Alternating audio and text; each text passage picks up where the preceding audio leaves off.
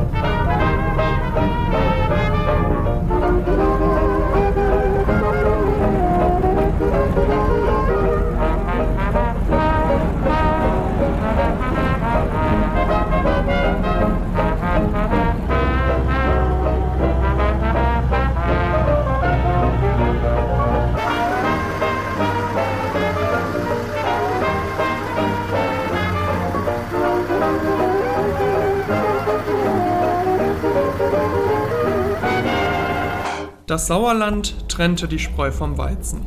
So hatten diejenigen mit Gussbremstrommeln und Hochkompressionszylinderkopf einen klaren Vorteil, wenn es darum ging, bergab Geschwindigkeit abzubauen. Ich derweil grillte mitunter die Bremsbeläge, bis diese so verglast waren, dass...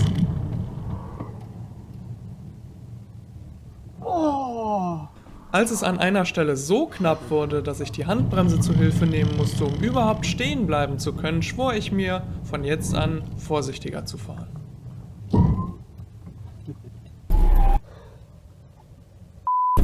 Sind wir schon da?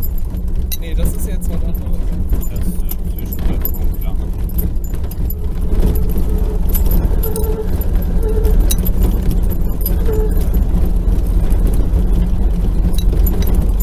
In Brumme warteten Wilhelm und Nadja aus Frankfurt auf uns. Kurzer Fotostopp. Weiter ging's.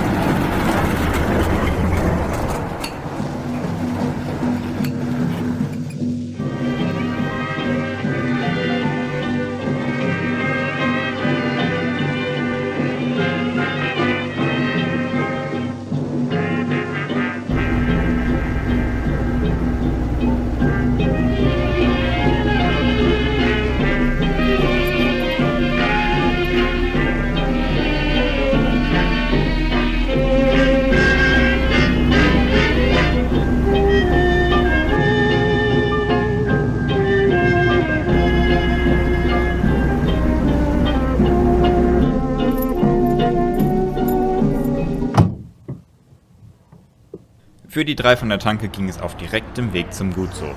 Der Rest erkundete die Gegend.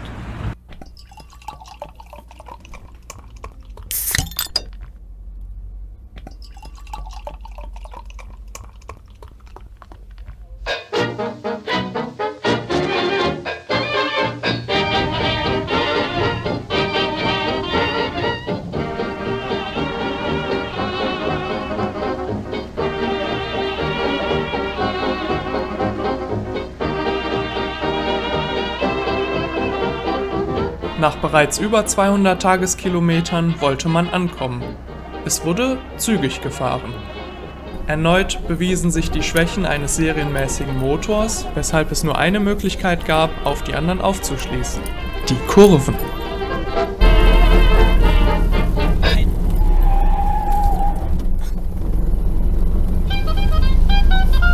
Alter, wir wären fast umgekippt. Nein! Doch!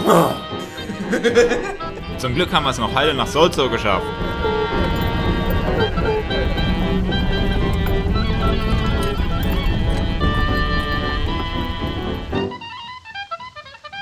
Die Wiedersehensfreude war groß, doch Alexanders Wagen beschloss, dass für heute Abend Schluss war mit Fahren. Deshalb stürzte er sich in technische Schwierigkeiten.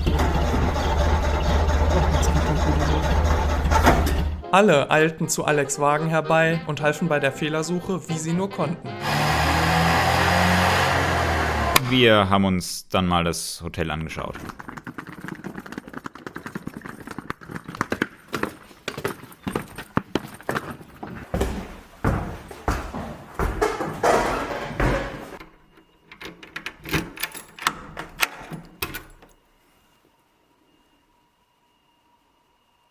Tada. Ja. Nach Tausch der kompletten Zündanlage lief auch Alex' Wagen wieder. Man stellte sich für die Nacht auf dem Hotelvorplatz auf und dann gab es endlich Essen. Wir können voll lachen. Nein, wir müssen da rein.